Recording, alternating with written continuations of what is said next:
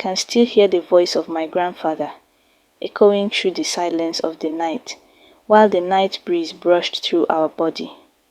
I and my siblings were seated under the mango tree, eagerly anticipating the story he is going to tell us from his bag of tales that night.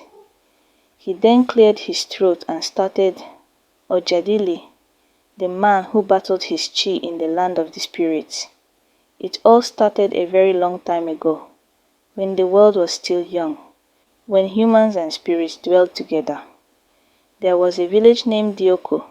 It was known for its peaceful coexistence and relation among its villagers. They begot the strongest warriors and the most successful farmers amongst their locality. Inside this village lived a wise man named Chief Ide. He is known for his great wisdom and kindness by every villager, but he always carried a heavy heart wherever he goes. Chief Ide has been married to his beautiful wife Ojadili for over 10 years, but they're yet to give birth to a baby. But just as a popular saying goes, no man can predict the ways of the gods. One night Chief Ide received a strange visitor in his house. It was the village chief priest, the mouthpiece of the gods, the man who travels only at night on the back of a fly, the one who is rarely seen by humans. He spoke in a deep and commanding tone to Chief Ide. The gods has blessed you. A baby boy will be born unto this household. He is a child with great destiny. After saying these words, he turned immediately and left. Just as the chief priest has foretold, Obiageli gave birth to a baby boy after 9 months. Chief Ide and every other living thing in his compound was filled with joy. Obiageli smiled happily as she held her baby. They called him Ojadili. Ojadili, under the watchful eye of his wise father and loving mother, grew up to be a strong boy while he dreams of becoming the greatest warrior his land had ever known. Ojadili honed his skills in the art of combat, but it was his best friend, Arinze, whose melodies from the Oja flute ignited a fire within Ojadili's soul, filling him with an otherworldly strength as he prepared to face his opponents. He wrestled amongst his age mates in his village, and even warriors who were there before he grew up, and defeated everyone. No one was able to stand a chance against him. The villagers marveled at kind of strength he possessed. He was admired by every maiden in the village. They talked about him and his incredible strength in every nook and cranny of their small village. One day, as he sat in front of his father's hut, discussing with his friend Arinze, a thought came to him which he shared with his best friend, to seek his opinion. He decided to tour other villages in a quest to find someone who could defeat him, since no one could stand against him in his village. Arinze, his best friend, agreed it was a good idea, as they get visit other villages and meet new friends.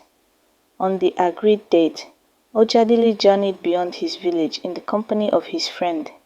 They traveled from one village to another, while he battled fierce warriors from distant lands, defeating each one with unmatched skill and courage. His reputation spread far and wide, drawing challengers from all corners of the earth. Yet he was still unmatched. He was nicknamed the Cat, the one whom his back never touches the ground. He was called the greatest warrior of all time.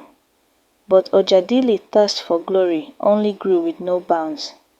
Determined to prove his strength not only among mortals, but also in the realm of spirits, he told his parents about his intentions of battling in the land of the spirits, as no mortal could defeat him. His aged parents wept with worry as they advised him not to go on the journey that no man has ever gone to the land of the spirits and returned alive. But the young warrior's resolve remained unshaken. He went to the village chief priest, whom fortified and prepared him and his friend for the journey ahead. The chief priest also advised Arinze not to be far away from Ojadili, as his strength lies in the melodies of his flute. With the blessings of the chief priest, Ojadili ventured into the unknown with his best friend Arinze. Guided by the stars and the whispers of the wind, they set out on a perilous quest to the land of the ancestors, accompanied only by the melodic tune of Arinze's flute. On arrival to Spirit Land, they met a young spirit boy who is the gatekeeper. He spoke in spirit language.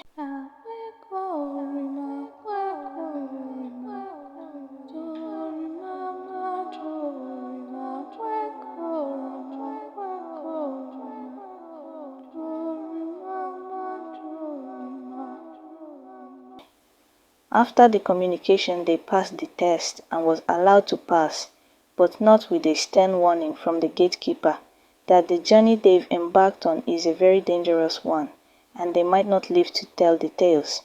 Regardless of this warning, the two friends continued their journey. In the land of the spirits, Ojadili faced trials unlike any he had ever known. With each battle, he felt the weight of his ancestors' gaze upon him, urging him to prove himself worthy of their legacy. He battled the first spirit with one head and defeated it. And as they continued to journey deeper into the spirit world, they met other spirit warriors with 2, 3 or 4 heads precisely and battled with them. His best friend, just as the chief priest has requested, was not far from Ojadili and ever ready to play his flute when the battle becomes tough. Some spirits tired attacking Arinze, but he was saved by Ojadili. With each victory, Ojadili's confidence swelled until at last he stood before the mighty spirit king, his chi in the afterlife. The air crackled with anticipation as they clashed in a battle that shook the heavens and themselves. They battled for hours. But try as he might, Ojadili could not defeat his chi. With a heavy heart, he bowed before the Spirit King, humbled by his defeat. In that moment, the Spirit King spoke, his voice echoing with the wisdom of ages past. No man can battle with his chi, the Spirit King said, his words a solemn reminder of the bond between mortal and spirit. With newfound humility, Ojadili accepted the Spirit King's decree, knowing that true strength lay not in victory, but in the harmony between man and spirit. And so, with Arinze's melodies guiding them home, they returned back to the beautiful faces of their loved ones, whom were hopefully anticipating their return.